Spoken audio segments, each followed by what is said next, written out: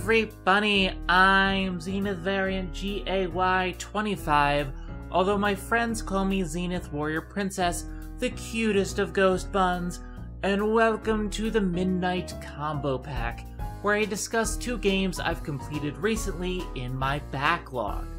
Normally, when I play video games, I often find myself playing late into the night in order to acquire difficult trophies, or because the game is scary and requires a certain atmosphere in order to be experienced properly.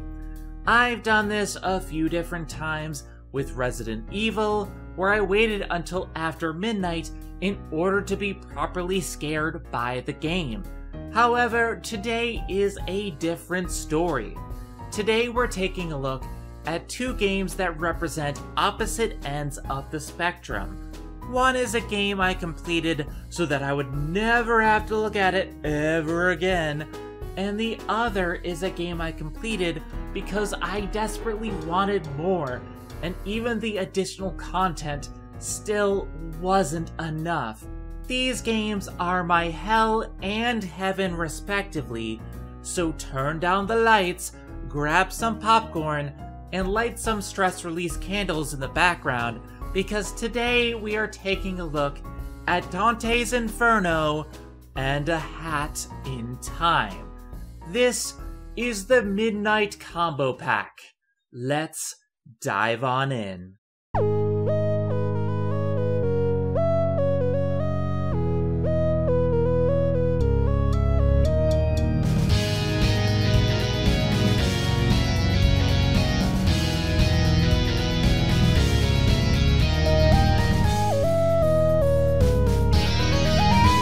Before we begin, I do want to explain the bizarre theme for this episode, because on paper, this seems like a weird combination.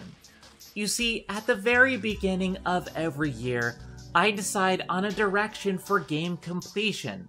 Some years I focus on anime titles, such as DBZ Kakarot or One Piece World Seeker, which tend to be short and fun to complete. Other years, I work on specific franchises, such as last year when I decided to go through the entire Borderlands franchise because I wanted to finally play Borderlands 3 and I needed a refresher on the story.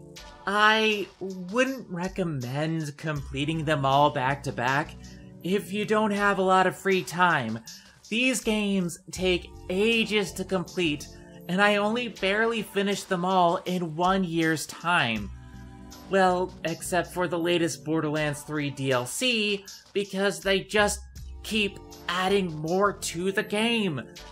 This was a bad idea on my part. However, this year marks my 10-year anniversary of trophy hunting, with my first platinum trophy being achieved in June of 2011. Alright, so where's the undo button? So I decided to go back in my backlog and complete many of the games I'd been putting on hold since then. I started with Portal 1 and 2, since those were some of the first I had ever attempted to complete. For my next batch of completion, I decided to work on games that I had obtained platinum trophies for, but had never completed the DLC. Dante's Inferno was a game that I'd completed way back in July of 2011, making it one of my earliest platinum trophies. But the DLC was just too much for me back then, so I ended up putting it back on the shelf. A Hat in Time, on the other hand, was a game I'd completed in April of 2019, but the DLC finally dropped on consoles this year, so I decided to play them again back to back and ultimately complete the DLC as well. Another major reason for this was that both Dante and A Hat in Time were clones of highly acclaimed video game genres, and I wanted to see how they held up after all this time. The results were interesting to say the least, because these 2 games are the reason that I started Midnight Combo Pack in the first place. Let's take a closer look, and I'll explain why. Dante's Inferno represents a very weird part of my gaming history. Visceral games used to be such a huge presence in my life. They created some of the best licensed games, such as Lord of the Rings, Return of the King, and The Godfather of the Game, and on top of that, they developed amazing new IPs such as Dead Space, one of my favorite game franchises to this day. They introduced me to horror and showed players how survival horror can be atmospheric without relying too much on jump scares, while also continuing my belief that licensed games aren't all bad, because when studios care about them, they can turn out really well. Sadly, this game was published by EA, and that is where the problems begin. Now, as a publisher, Electronic Arts has done good things. They struck a deal with Valve back in 2005 and brought the Orange Box and Portal 2 to the PlayStation 3 and Xbox 360. They're responsible for giving many indie games a platform with EA originals such as It Takes Two and Unravel. But at the same time, EA has a terrible habit of buying game studios, overworking their employees to mental exhaustion, restructuring the studios to work on games that they have no business working on, and then shutting them down a few years later. So, on the one hand, you have this extremely talented studio, brimming with ideas who've done fantastic work in the past, and on the other you have EA, who soaks up all that talent and wrings it dry. With that being said, Dante's Inferno may not have been the final nail in the coffin, since Dead Space 2 came out a year later to universal praise, but it was an unfortunate sign of things to come. Dante's Inferno, on paper, is a game that sounds perfect for Visceral games.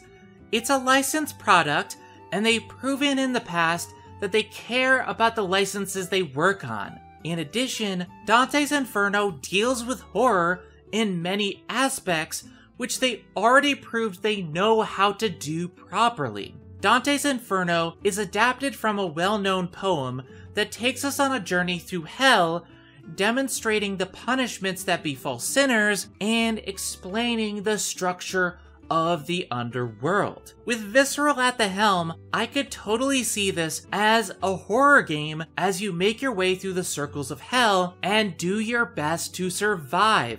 Instead, they made a God of War clone, which I have to assume was a mandate by EA, since God of War was such a huge hit at the time and spawned many imitators to varying degrees of success. EA has often acted as if Dead Space, the highest selling franchise that Visceral ever put out, was always underperforming in terms of sales. EA famously said that Dead Space 3 had to hit 5 million in sales in order for the franchise to continue, which was never going to happen because, as popular as Dead Space was, it was a niche horror franchise. This isn't Call of Duty. Not everyone is going to like horror, and not everyone was going to buy the game. It always felt like EA expected far more out of Visceral than they could have ever delivered, which makes me think that when it came to Dante's Inferno, they asked them to copy an already successful formula to rake in that sweet, sweet God of War money. I can't say for certain this was the case, since I can't find any official information on the actual development of Dante's Inferno, but it just feels like something they would do. The only concrete info I have is a Polygon article from 2018. In the article, they explained that Visceral was working on a Jack the Ripper game before development on Dante's Inferno began, and it was cancelled by EA before any info was released. The article explains that studio heads and project leads kept changing around, and the focus of the game was never allowed to stay as a single-player experience due to executives wanting people to keep playing the game long after they bought it. Multiplayer modes were often tacked onto games produced by EA in order to keep people from selling them to used game retailers, because at the time, a lot of video game companies, and especially publishers, did not like that used game retailers were getting the resales of the game. With all that being said, and knowing that the development team on Dante's Inferno kept shifting around as well, the switch to God of War clone does make a certain stupid kind of sense from these executives. They wanted to ride the trend that many other studios were sailing and get people to keep playing their games long after finishing them. So, God of War style single player with multiplayer DLC is completely on brand for them. It's just such a shame that the final product is so underwhelming. When you look at the gameplay that God of War popularized, I find that developers always leave out several crucial elements that cemented God of War as a powerhouse franchise. Having light and heavy attacks are standard for a hack-and-slash game, and ranged attacks are also nothing new. This genre has been expanded upon many different times over the years, and just cobbling these elements together doesn't automatically make it succeed. What makes your game stand out is what it brings to the table. God of War brought a few new ideas, but I think the biggest is fluidity, and it all comes down to the main weapons of the game, the Blades of Chaos. These are blades attached to Kratos' wrists by chains, and in essence, this covers all the bases. They can be wielded in close combat. They can be swung on their chains for long-ranged attacks. They upgrade into long combos that do major splash damage, and then you can combine all the combos with a smooth-as-hell dodge roll in order to chain longer combos. The Blades of Chaos are the very embodiment of fluidity. Games that attempt to ape the God of War formula always seem to drop the ball when it comes to the fluidity though, and Dante's Inferno is no exception. In Dante's Inferno, you're given two main weapons, the Grim Reaper's Scythe and Beatrice's Cross. The Cross operates as a ranged attack that upgrades into multiple projectiles, while the Scythe is all about melee, and the upgrades focus on different ways that your Scythe can be used as a transforming weapon. The problem is that these always feel like two separate weapons, and no matter the upgrade, it never felt like they were meant to create long combos. You attack with the Scythe to damage enemies, and use your Cross to stun them, and you can somewhat chain them together, but it feels very clunky. Dante always moves forward when using the Cross, unless you're in the air. However, air combos are practically non-existent since all your air moves are finishers, and if you bust out the Scythe after a ground combo, it takes too long to switch between weapons. The Scythe itself is an interesting concept in how to turn one weapon into many, but in execution, it's handled extremely poorly. It's meant to transform into different weapons based on your combo attack, but the problem is that it's only used during a combo finisher. You do a few attacks and switch to a piercing move, and then you stop for a few seconds afterwards. You could get in some cross hits in that time, but it always feels too long in between hits to justify the switch between weapons, and the dodge mechanic is slow as molasses, and half the time sends you into oncoming attacks. I always found myself sticking to cross attacks because, while they were boring, they kept enemies far away from me. It just never felt like either weapon were designed to work together, especially because of the upgrade system in the game. You get holy points for absolving enemies, and unholy points for punishing them. Basically, you can use grab attacks to choose what finisher to use, and get these specific points for the kill. The cross is upgraded with holy points, and the scythe requires unholy points. So, even if you want to utilize both weapons, you still need to balance out their upgrades, and it doesn't seem worth it when the cross tree gives you access to additional health and mana in that skill tree far sooner, while the scythe skill tree focuses on combos first and takes longer to increase your HP. It's entirely unbalanced in favor of the cross, and I found most of my first playthrough boring as I just used range attacks to take everything down. When I did upgrade the scythe, it wasn't fluid enough for my liking, and keeping up combos was a chore. It's an okay combat system, but it's nothing to write home about. The core gameplay of this game is underwhelming and unbalanced from start to finish, and only gets fun during the New Game Plus playthrough when you finally have everything unlocked. However, by the time you unlock the final skills, you'll find the game far too easy. It's challenging when you have very few skills unlocked, but during my second run through, I had no challenge at all on the same difficulty. Admittedly, you can change the difficulty at any time, but the difference between each difficulty is vast. To be perfectly honest, if you're looking for a God of War clone, you can do far better than this game, and that's a major problem when that was the entire selling point of the game. This was a problem for me specifically, since I was a huge fan of God of War at the time, and the entire reason I bought it was because I was interested to see how the formula would work with Christian mythology.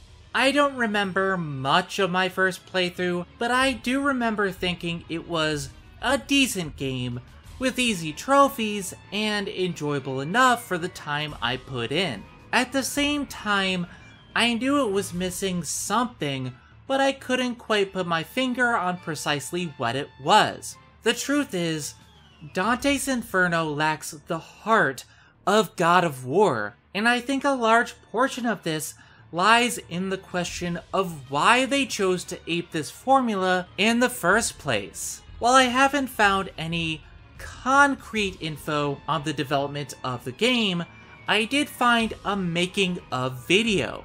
I believe this was included on the special edition versions of the game, or something, because it doesn't exactly feel like a making of video. It features the developers discussing some of their thought processes for the game, and while they certainly seem passionate, they always skirt around the question of why they make these decisions. For example, they said in this video they brought on Michael Chang, who they say worked on Metroid Prime and God of War, to lead the level design team, but it still reads very vague. In addition, the level design doesn't feel like it has the same amount of polish as God of War. When it comes to level design, you need a full team to make it work properly, and just taking one guy to lead because he worked on God of War reads hollow to me. On a base level, I found Dante's Inferno exceedingly average to play. I couldn't find much to really write home about from the level design or the gameplay, so when I replayed the game for this video, I was laser focused on the story and the characters. On the surface level, these are both adapted rather well. You have all the characters from the poem, Every Circle of Hell, and the journey is still intact.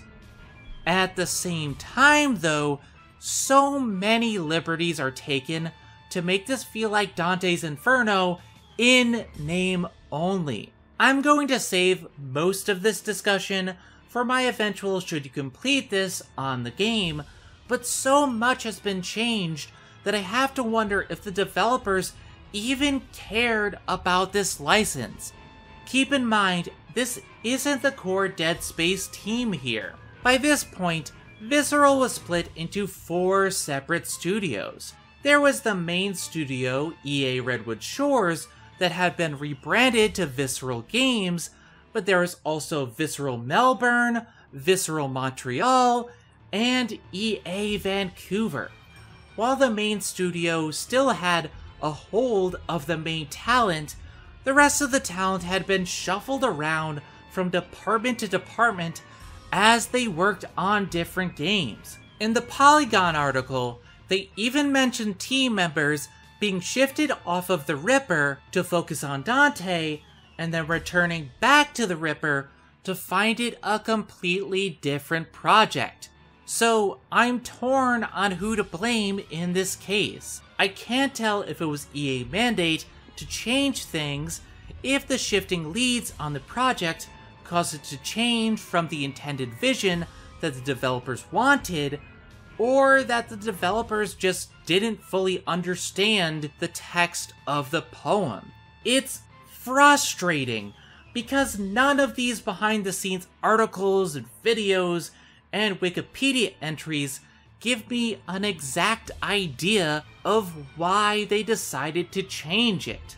There is, however, this one bit in the making of video where a developer says that playing as Dante without the changes would be boring, and to stand up to the challenges of hell, they would need a badass. And that just says so much to me. I honestly feel like it's a bit of every category. You have these project leads who don't fully understand the poem, EA executives wanting the brutality of God of War, and the actual developers just going along because they have no idea the project direction anymore. So that's how you go from Dante Alighieri, the grand poet and politician of Florence, who in the poem faints several times and has to be carried by his idol Virgil, to Dante, the badass awful human being of this game, who is only in it to save Beatrice and nothing else. The story is no longer about a tour of hell, but instead about a damsel in distress who makes a deal with the devil, even though she's a devout follower of God. We never find out why she makes the deal, but it's up to Dante to go into hell and get her back. I could delve into the numerous plot holes of the game, but even then, I'm not sure there's even a point to all the meanderings. The whole purpose of the game is to save Beatrice, but Dante ends up destroying the chains that imprison Satan in the process. They clearly envision Satan as the final boss fight, ignoring the whole idea that Satan is in charge of hell. In the poem, he's found at the low circle of hell, chewing on the worst sinners for all eternity.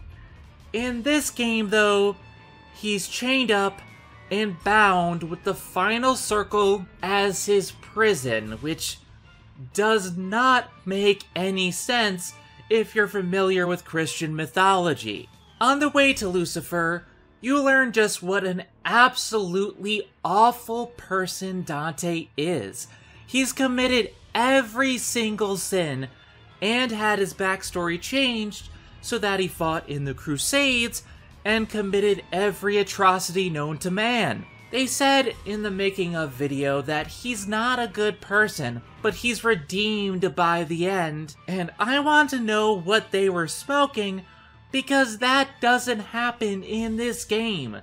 The problem I feel is that Dante shows no humanity whatsoever. He has all these flaws and all these things he's done that make him an awful person, but he shows no remorse or regret for these actions. Imagine if Scott Pilgrim went the entire movie without ever breaking down, saying he was sorry, and trying to make amends, understanding that he was the problem.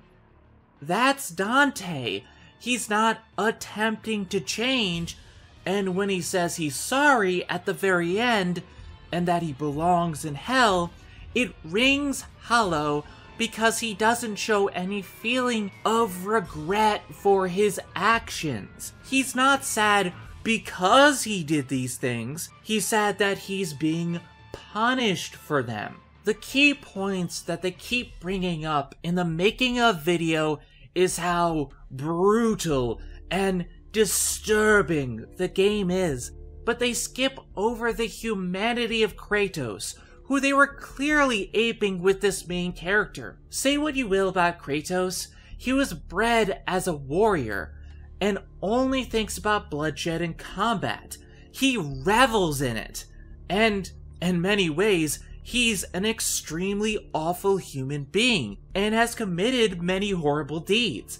Hell, he's still doing horrible things at the start of the first God of War. At the same time, Kratos was raised to be this way by his society, and he still always questions those in power. He also has many moments where he breaks down, such as the infamous scene explaining how he became the ghost of Sparta and what the ashen white of his skin really means. Dante, on the other hand, he goes through hell and keeps saying, "I don't understand. The bishop assured us." And, "You don't know what it was like." As if that justifies his actions. The more I learned about him, the more I hated him as a character. And even after everything is said and done, he didn't learn anything. He is the same person at the end of the game that he was at the start, and that is just horrible writing.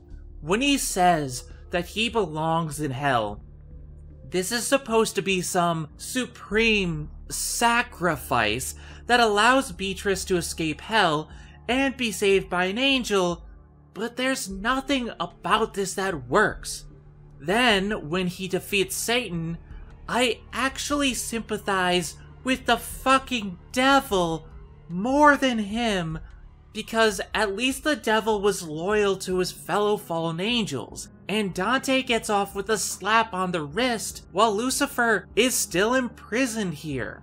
The capstone is that Dante uses the souls that he absorbed along the way, you know, the many people he violently slaughtered, including his brother and his father, to absolve all of his own sins and end the game on a cliffhanger that will never have a resolution because Dante's Purgatory was cancelled due to low sales. I have so many issues with this story that I am not even delving into right now because I want to save them for the actual review, but this story is just plain awful. It downright misunderstands or ignores the original poem. At times, it invents problems that weren't even in the original text, such as the misogyny that is rampant with Beatrice just being a damsel to save when she was the one who saved Dante in the actual poem. They add transphobia in there as well, and we will get to that in a future video, because that also wasn't in the text or the actual mythology. Dante is transformed from a curious scholar at a crossroads in his life, unsure where to go, into this downright evil person with no redeeming qualities who is possibly the worst gaming protagonist I've ever played as. And you know you've done something wrong when I root for the devil over the main characters. Well, aside from Tenacious D and the Pick of Destiny, but the devil is badass in that film. In any case, the story is horrendous, the characters are all unlikable, and the gameplay is just okay. I give Dante's Inferno the midnight stamp of mediocrity. This is a game that does not deserve your time or your money unless you can turn off your brain for a couple of days for some decent hack and slash combat. But even then, it's really nothing to write home about. How could you have done this? Visceral Games? Just why? Just why? I did return to the game for the DLC, but that ended up being even worse than the base game. The DLC in Dante's Inferno is the most half-assed, slapdash, put together at the last moment piece of shit that I have ever seen in a video game. Dark Forest lasts for 5 minutes if you know what you're doing, and it's just a maze that wears out its welcome very quickly. The Trials of St. Lucia, on the other hand, are just online enemy arenas with specific challenges that you can create to play against others, cashing in on the Little Big Planet craze and the challenges in God of War. Even then, the customization options are threadbare here, and the EA developer trials are complete bullshit. I don't believe these were ever play tested, because some are outright glitched and infuriating to play. There was one trial where I died at the very start of the stage because it spawned me right over an insta-death fire pit twice in a row. Even when it's working, the trials just aren't fun. They're extremely long, padded to all hell, and full of frustration. Whatever you do, do not buy these DLC packs. The base game maybe is worth $5 if you find it used, but these aren't worth your time whatsoever. While I cool off though, here's my friend FearFan from their show Terra Obscura to say a few brief thoughts on the game. Hey everyone, FearFan here at the behest of our friend Zen to say a few words about a very special game. Looking to play as a hard-edged man who's known only war, haunted by a vicious and cruel past of slaying the innocent and guilty alike in his God's name, and whose checkered past has caused him to lose all that he cared about, whose suffering has caused him to turn against the supernatural entities at the forefront of his religion in an update to classic brawler gameplay. What? No, not that one! The other one! Ah, Dante's Inferno. Broadly described as God of War for the Bible camp set, Dante's Inferno takes most of what works from the game that clearly inspired it and delivers a moderately entertaining experience. Although it does do some things extremely well, there are a few places where things, pardon the expression, go straight to hell. On the plus side, the gameplay is simple to learn, satisfying, and combat offers some variety and unlocks to keep up the fun. Even better is the art design. While the story, by necessity, diverges wildly from the source material, the art team has used that as an excuse to let their imaginations run wild, producing a hellish landscape that sticks in the memory long after the game ends. Unfortunately, that ending may come long after the player has already had their fill. While Dante's Inferno does try to offer some variety, the late game can be a slog to the point where it starts to feel like reading Dante's Inferno. Not necessarily fun, but you hang along because it's still interesting for the sightseeing. Also, there is one other problem that may or may not be a problem, depending on your point of view. One of the game's major mechanics focuses on choosing to condemn or absolve various sinners you encounter.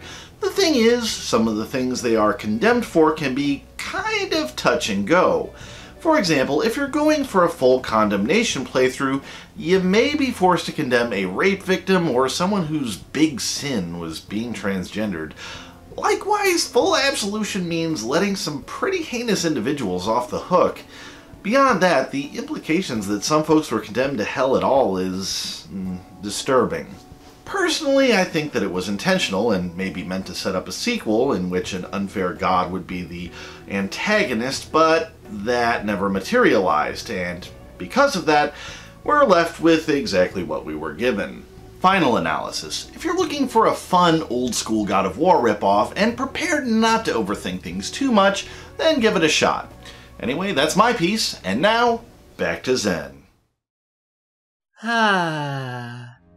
Okay, so now that I've washed that horrible taste out of my mouth, let's talk about something fun, shall we?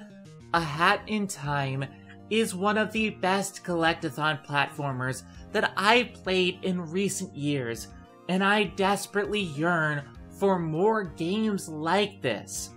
For those unaware, A Hat in Time is an indie game developed by Gears for Breakfast, a small studio based in Denmark, founded by Jonas Kerlev.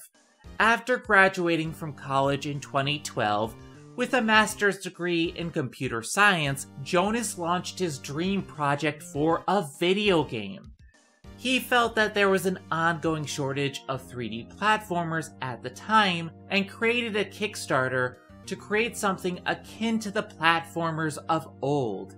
Jonas cited Psychonauts, Spyro, and Banjo-Kazooie as inspiration for the game, and I can clearly see it, although I have yet to play Banjo-Kazooie. Jonas was worried that his Kickstarter might not find an audience, fearing that Donkey Kong 64's effect on the genre had killed all demand. However, he not only reached his initial goal of $30,000, but wound up with nearly $300,000 from generous backers of the game. At the time, this was the world's largest Kickstarter-funded indie platformer, which is a lot of caveats, but this was only one guy with no big names behind him. He did all of this on his own, and that is insane for a developer just out of college. After the campaign was funded, he set out to develop the game by himself, planning for a second quarter release in 2013, but development proved to be too much for Jonas to do alone. Over time, several people volunteered to help on the game, and they created Gears for Breakfast, a studio founded upon their desire to see A Hat in Time become a reality. It took 5 long years, but the game finally released on Steam in October of 2017, with PS4 and Xbox One releases in December of that year. I first heard about A Hat in Time from several of my friends discussing their most anticipated indie games, and this was something they wouldn't stop talking about. I remember hearing discussions about it during E3 at the time, and I was completely on board. When Some Call Me Johnny did a spotlight on the game, I was itching to get my hands on it based on that alone. But my friends Sharks and Enigma talked about the game non-stop on their Twitter feed, so I ended up buying the game in April of 2019. Now, while I have a long history of playing and loving action platformers, I hadn't played many Collect-a-thon platform games when I was growing up. Part of this is because I asked for a PlayStation 2 for Christmas back when I saw the trailer for Kingdom Hearts 1. The PlayStation 2 had a lot of big action platformers like Ratchet & Clank, Jak and Daxter, Sly Cooper, and Prince of Persia. I wasn't able to afford a Nintendo 64 or a GameCube until way later in life, so I could only play bits and pieces of Mario 64, Donkey Kong 64, the bare minimum of Banjo-Kazooie, and Super Mario Sunshine when I was visiting friends. As such, I really don't have much experience with Collect-a-thon platform games. I've played many of the LEGO games from Traveler's Tales, which I'm told counts as the same genre, and I completed Psychonauts in June of 2019, but that was after I had already fully completed A Hat in Time. In my eyes, A Hat in Time is the first Collect-a-thon platformer that I've owned and fully completed. It sparked my love for the genre, and to this day, I am doing my best to seek out any games that are like it. I'm playing through Super Mario Odyssey in my free time, and eagerly looking forward to experiencing Banjo-Kazooie from the comfort of my own home and with my own system now that I own the Rare Replay collection. A Hat in Time is responsible for my love of the genre, and that says a lot about the quality of the game. So let's take a closer look and see just what A Hat in Time did that made me fall in love with this genre and how it succeeded where Dante failed. The story of A Hat in Time revolves around a young girl that the fanbase has dubbed Hat Kid since she doesn't have a name that translates to English. We see her sign her name on a contract a few times, and it appears like a combination between several different languages, in addition to a drawing of herself and her signature top hat, but nothing that has a direct translation. We're introduced to Hat Kid when she wakes up one morning during her travels through space in her cozy spaceship. It's essentially a modified house, with it sporting a kitchen, a laundry room, video game room, and a living room, complete with a Roomba. I adore this ship, although I did initially wonder how she could afford it. The answer? Time travel crimes.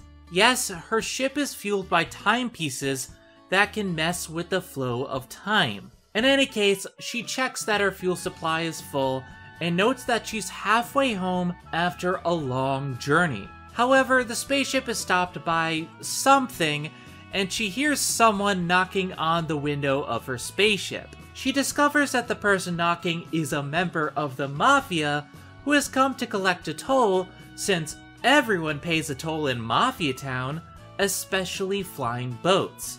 I'm escaping to the one place that hasn't been corrupted by capitalism. Space!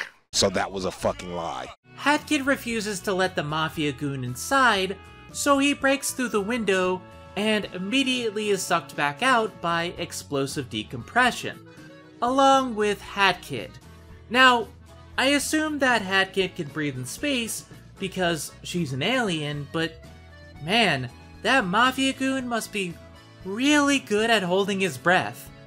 At the same time, the vault in Hat Kid's ship opens, and her entire fuel supply is sucked out into space as well. From this point forward, the story is incredibly straightforward. It's up to Hat Kid to get back her timepieces so she can return home, but she also has to stop the inhabitants of this planet from using the timepieces because messing with time is dangerous and could disrupt the entire space-time continuum. For a short time, Hat Kid teams up with Mustache Girl, who has spent her entire life trying to take the Mafia down, but after she learns about the timepieces, things take a turn for the worst. Hat Kid refuses to let her use them to stop the Mafia because of the whole space-time continuum thing, and because Mustache Girl is a little bit too eager to kill the Mafia. And meanwhile, Mustache Girl vows to gather the remaining timepieces by herself. From there, it's just a story of Hat Kid traveling from location to location, helping the wacky characters out with their problems, collecting all the timepieces scattered throughout the world, and stopping Mustache Girl from wreaking havoc on the time stream. There are individual stories for most of the different worlds, such as the rivalry between the two directors of Dead Bird Studio in Chapter 2, who both want to direct the best movie ever and win the annual Bird Movie Award, or The Snatcher stealing your soul and making you run errands in Chapter 3. But for the most part, the overall plot takes a backseat to these characters. You don't really get any follow-up on Mustache Girl until the end when she finally makes her move, but I think that's the point. In older Collect-a-thon platformers, there wasn't usually a long, ongoing plotline, with the exception of Psychonauts and a few of the Spyro games. Most of them had an introductory premise, and some story beats sprinkled throughout, but the main focus was always on the collectibles, the characters, and the stories in the individual world. Each act is meant to stand on its own, and while I do think there could have been more teases of Mustache Girl throughout the adventure, I think the acts more than made up for it with their separate story arcs. Despite how threadbare it can be at times, the key component that I find that makes the story stand out is its sense of humor. From what I understand, the characters are heavily inspired by the ones in Banjo-Kazooie, but as I haven't played that game much yet, I actually got more Majora's Mask vibes from the game. I honestly laughed far more at this game than most of the ones I played in the past few years. It's not quite as laugh-out-loud funny as Portal 2 was, but it plays up these wacky characters in cartoony situations, and the humorous dialogue really sells it for me. The Snatcher, who claims to be this powerful, spooky underworld boss, ends up being forced to sign a contract to be your BFF. There's an owl making murder mystery films that turns into a game of Mad Libs as the crows make fun of the thing you said was your least favorite body part. There's a penguin DJ who wants to turn you into a star, but forgets to actually make a movie, and instead turns a bunch of promotional images into a film somehow. This game is all about making you smile and have a good time, and I just couldn't get enough. Sometimes less can be more, and in this case, I think Jonas did a great job with this cast, especially when it comes to voice acting. You have Afia Yu as the titular Hat Kid, who you may recognize as Rio from Assassination Classroom, or as Rika in Higurashi Go. Then there's Marissa Lenti, who voices the Fire Spirits, who you may know as Mose in Borderlands 3, or Yu's big sister in Bloom Into You. In addition to some major voice acting talent, you also have YouTube talent as well, such as Antfish as DJ Grooves, and ProZD as the Express Owls, both of whom are amazing in their roles. To be honest, the big thing that separates Dante's Inferno from A Hat in Time, aside from the obvious genre difference, is that Dante's Inferno didn't seem to understand what made God of War great. It shouted from the depths of hell that it was a love letter when it really wasn't. A Hat in Time, on the other hand, is absolutely a love letter. It takes all these different elements from the 3D platformers of old, updates them, and does something new with them. It doesn't just try to copy the elements and slap something together. It actively pushes the genre forward, and I'm not just talking about the story. The gameplay is fantastic as well. When it comes to 3D platformers, the fluidity and ease of motion are the most important aspects of the game. The harder it is for the audience to control the character, the more likely they are to stop playing the game. A good example of this is Yooka-Laylee, which was another Kickstarter game from the creators of Banjo-Kazooie and Donkey Kong Country. Now, I haven't played the game myself, since I want to fully play Banjo first, but most of the people who have played the game cited the controls as one of the major reasons that they stopped playing it before actually completing it. The platforming is the cornerstone of the genre, and if players can't get into it, a large number of them will play something else instead.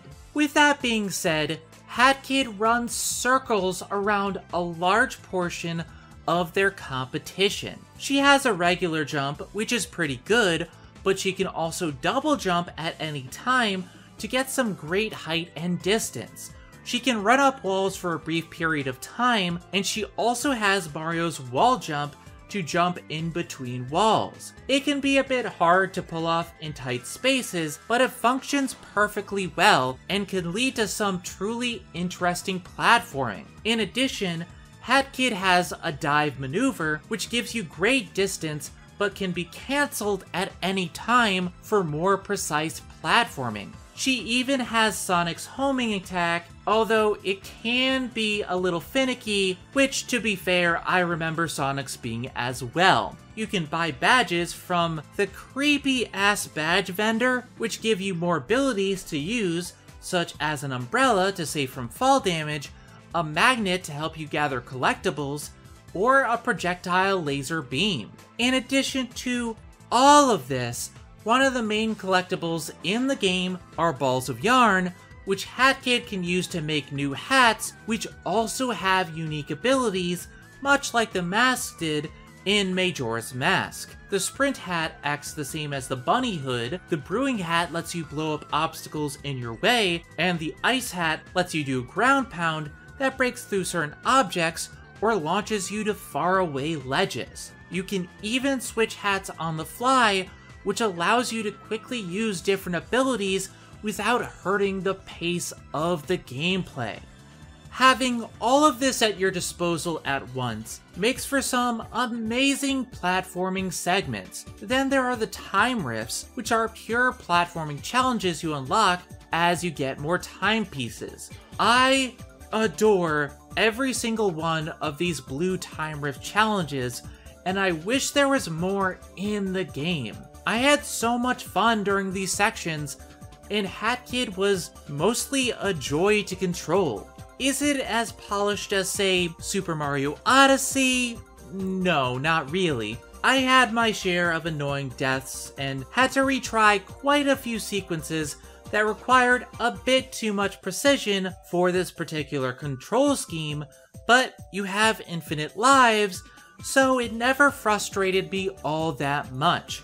It's easy to pick up and play, nailing the accessibility and joy of old school platformers, but it tones down the difficulty that many of these games had back then. If I did have to make a minor complaint though, it's that the game gets off to a rough start.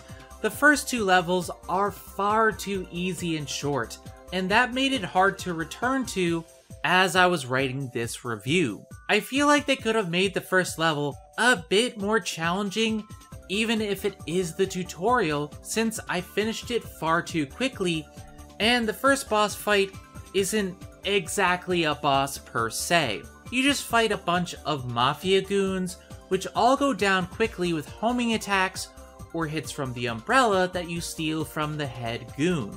I understand the purpose of these levels is to ease you into the game and help you learn the controls, but I feel like they could have been combined into one level. The third act is just right, with some open world exploration leading to a challenging bit of platforming that teaches you how to use your dive attack, but the first two acts feel disjointed and put me off at first, making me think that the game would be far too easy. In addition to this, I do love the open world design of each chapter, but I think they should have eased you in with the first chapter. I feel it would have been better to have the first two acts be linear so the player isn't overwhelmed by the size of the world at the start of the game. With that being said, this is just a very small portion of the game. The grand majority is a joy to play, and even in massive hub worlds like Alpine Skyline, which dragged a bit too much for my liking, I still had a lot of fun getting all the timepieces and all the other collectibles. To be honest though, another minor gripe I have with the game is that there aren't too many types of collectibles, and not many are necessary to fully complete the game. Only the 40 timepieces are required to earn 100% in the game, and only 25 are needed to unlock the final level. The rest are just more stuff to collect, although they function more as rewards for continuing to play the game. Now, on the one hand, I love the idea of cosmetics, and the fact that you earn them for free is a very pleasant surprise. This doesn't change anything.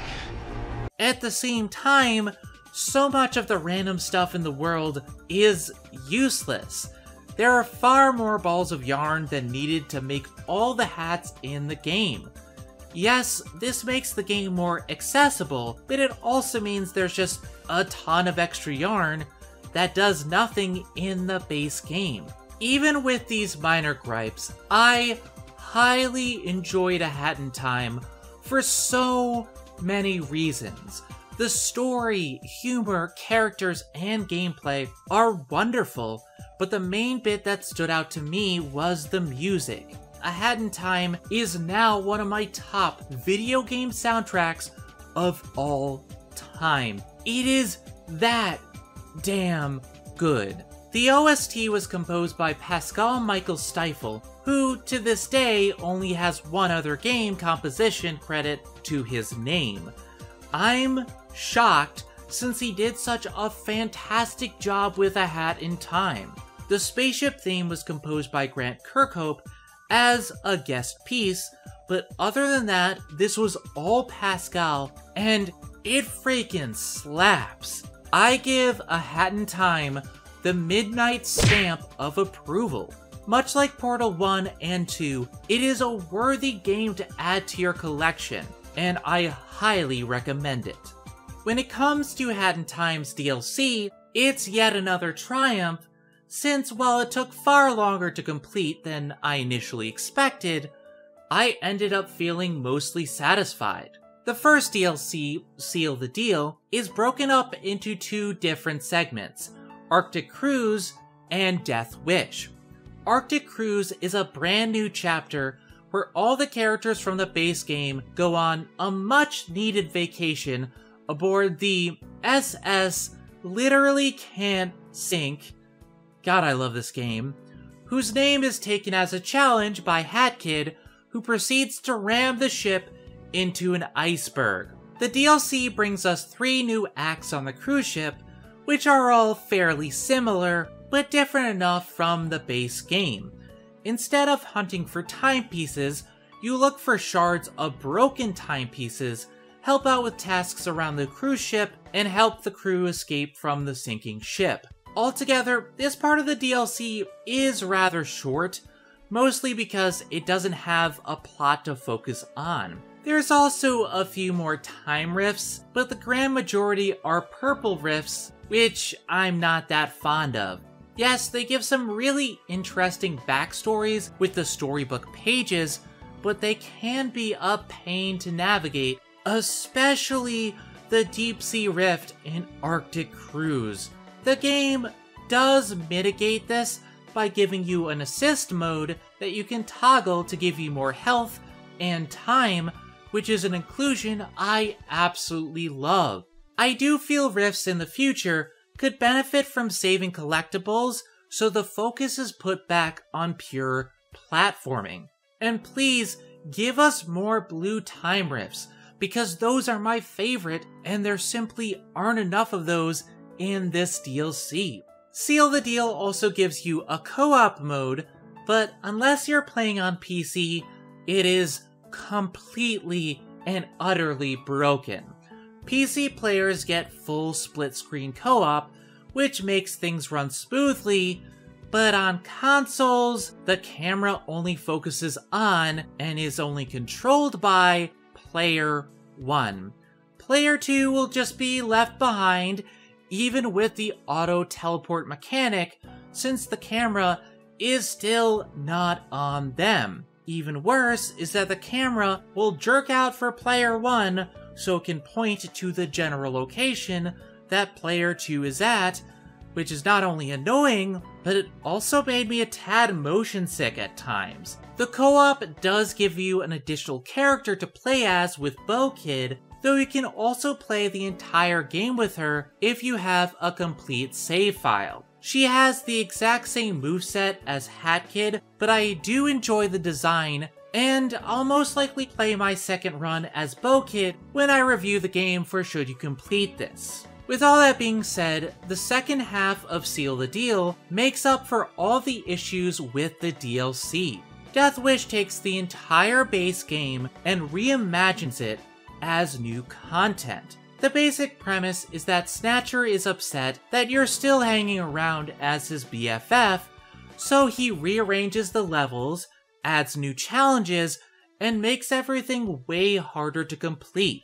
There are 37 challenge levels in all, but each level has 3 challenges to complete to earn a total of 111 Death Wish badges. The challenges start out simple, such as completing a level in Alpine Skyline without destroying any bird enemies, or completing entire enemy gauntlets, but they quickly ramp up in difficulty, and some of these levels are simply brutal. There's a challenge where you have to complete the Train Rush platforming level without ever jumping under a strict time limit. That one took me several hours of failed attempts, since this is a platforming game, and I had to figure out how the hell to get around without the genre's most defining asset. Death Wish is no joke. However, you can still use the assist mode to complete it, allowing even casual players to give this a try. Some of the challenges are still really damn hard, but I think it's doable and worth it because of the stuff you get as rewards. That's the difference between Trials of St. Lucia and Seal the Deal. Lucia is frustrating because the difficulty is more the length of the battles and the nature of some of these challenges just being dickish. For example, there's challenges where you can't kill a certain character, and the developers made the rest of the enemies ones that explode on contact. It's just poorly designed and feels dickish throughout the entire thing. However, when it comes to Seal the Deal, everything is carefully designed with the physics of the game engine and the feedback from the players. There are a few challenges in Death Wish that were directly taken from the modding community, and some were inspired by the speedrunning community as well. The Zero Jump Death Wish was based on an exploit the speedrunning community found with the Ice Hat, which allows players to jump by using the hat's ability and immediately diving out of it. This is a challenge where I know the deaths were my fault and not the fault of the game. That's the difference between good DLC and bad DLC in my mind. You need to have incentive to keep on playing, and I couldn't put this down until I finished the final challenge, even if there were times where the game completely kicked my ass. Finally, we have the Yakuza Metro DLC, which is a much more standard chapter than Seal the Deal. It gives a brand new setting with a bunch more timepieces to acquire, but the focus is back on standard platforming as we track timepieces down in this metropolis run by the Cat Mafia. As you can imagine, I adore this setting and the brand new characters introduced to round out the Yakuza. Honestly, I don't have too much to say about this DLC because it is a lot like the base game. You go around and find more timepieces and purchase Metro Passes to find some more. It's a large open world and can be a bit overwhelming at first, but the platforming is just as good as ever, and I just love the aesthetic. I mean, I do love cats. Everything is bright neon, and it does a great job of showing you where you need to go based on the color scheme and the layout of the levels. The cat metro trains are just plain adorable, and I thought this was some of the tightest platforming in the DLC. Altogether, I highly recommend both of these DLC for different reasons. Seal the Deal is worth it for Death Wish alone, which gives you so much bang for your buck. And Yakuza Metro is just more of the platforming that I loved from the base game. Then again, this is just my experience from the PS4 version of the game. My good friend Enigma from Unbox TV has more experience with the Switch version of the game, so I'm gonna let him share his thoughts on that version. Well Zen, as you know, I've been a supporter of Hat in Time since its inception. I was a backer during its initial campaign, and I've covered it extensively on my show Kick It. Anyway, the Switch port of Hat in Time is probably the most bizarre one, as for years, Gears for Breakfast basically made it absolutely, positively clear that a Switch port was never, ever gonna happen. And then suddenly it did. The Switch port, at the very least, is functional, but it's a definition of doing the absolute minimum. Because Unreal 3, the engine Hat uses, isn't supported natively on modern consoles, it took a lot of work to get these games to run at all on PlayStation, Xbox, and Switch. And unfortunately, Gears and Humble, the folks responsible for publishing the console versions, just didn't have the resources available. That being said, the game is still totally playable and everything including the DLC is here, so you have the full Hat experience.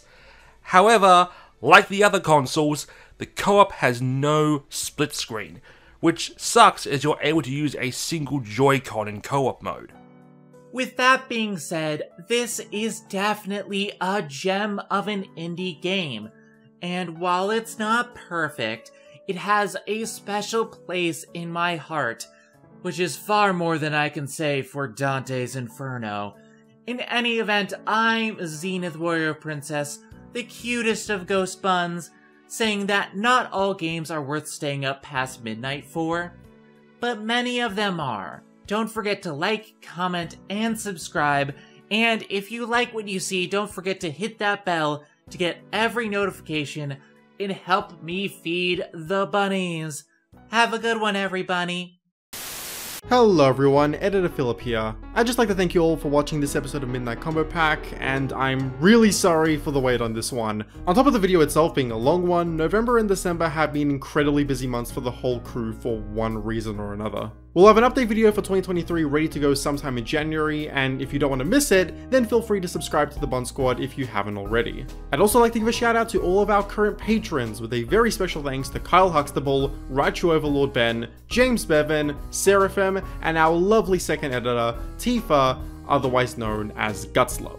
So fun fact, this is actually the November patron list, since at the moment I can't access the patron page because Zen went out of town for Christmas. So if any of you guys that I just mentioned unpledged in the past month, then hey, you get a shout out anyway, because it's the holidays, why not? Oh, and speaking of Tifa, if you liked her cameo in this video, you'll be happy to know that she recorded a whole 4 minutes of a rant on how much she hates the design of Cerberus in Dante's Inferno. I had to cut it down for the sake of pacing, but it's just too good to leave on the cutting room floor, so I'll leave a link to it in the description below just in case any of you want to check it out. But in any event, there are a lot of plans to get to for 2023, and we can't wait to show you all just what we have in store. So until next time, Happy New Year, and we shall see you all later. Take care everyone.